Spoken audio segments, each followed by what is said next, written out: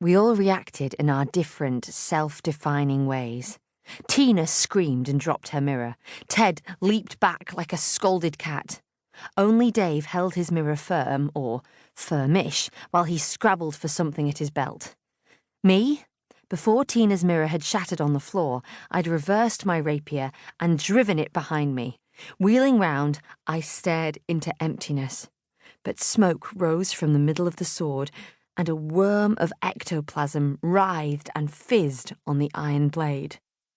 I slashed the rapier frantically to and fro. Then I did it some more. "Waste of time," the skull said after a pause. "She's gone back inside the wall." Why didn't you tell me that right away? I hit her. How badly did I hit her? It was hard to see, what with your immense display of raw skill blocking my view. Well, where?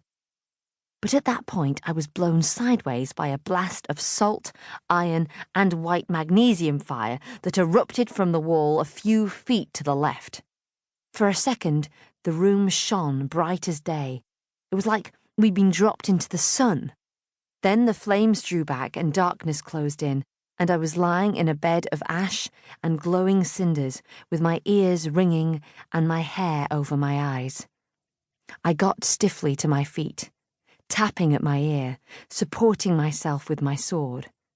Through the smoke, I could see Ted and Tina goggling at me from a far corner of the room.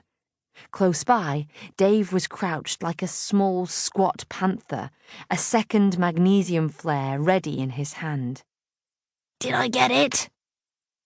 I patted down a small white flame licking from my sleeve.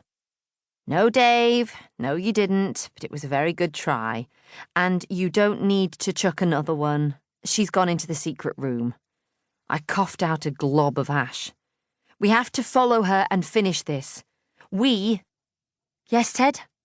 From his corner, Ted had raised a hand. "You've got a trickle of blood coming from your nose." "I know." I dabbed at it with a sleeve. "But thanks for pointing it out. Right, we need to go in. Who's coming with me?" The three of them might have been carved from stone. Their fear was so solid it was like a fifth person in the room. They stared at the opening in the wall. I waited while wreaths of smoke spread and mingled, filling the office, blocking them from my sight. "Mr. Farnaby says," Ted's voice began. "Like I care what Farnaby says," I cried. "He's not in here. He's not risking his life with us. Think for yourselves for once." I waited. No answer came.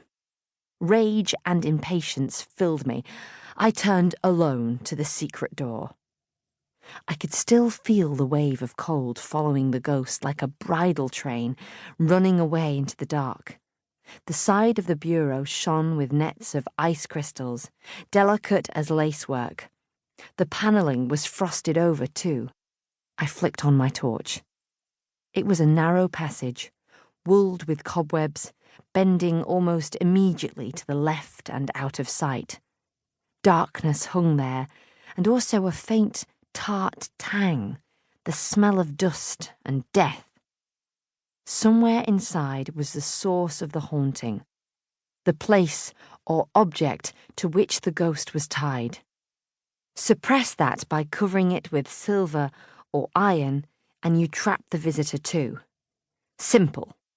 I took my mirror in one hand, my torch and rapier in the other, and squeezed into the hole.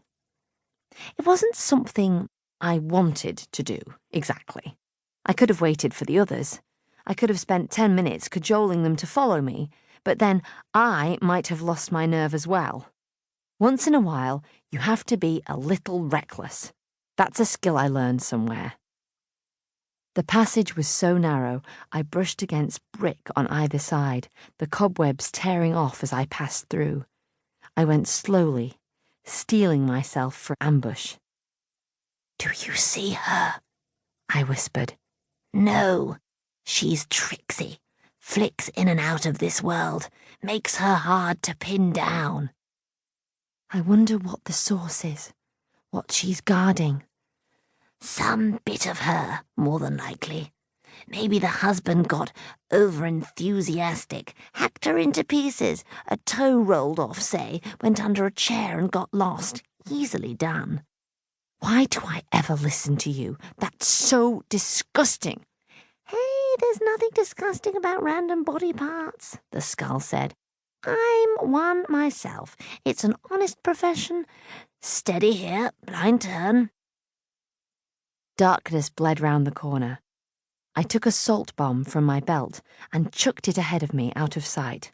I heard it burst, but there was no psychic impact. I hadn't hit anything. I raised my torch and peered round. Maybe she wants us to find it, I muttered. That's a possibility, isn't it? It's almost like she's showing us where to look. Maybe. Or luring you to a miserable death. I reckon that's an option too.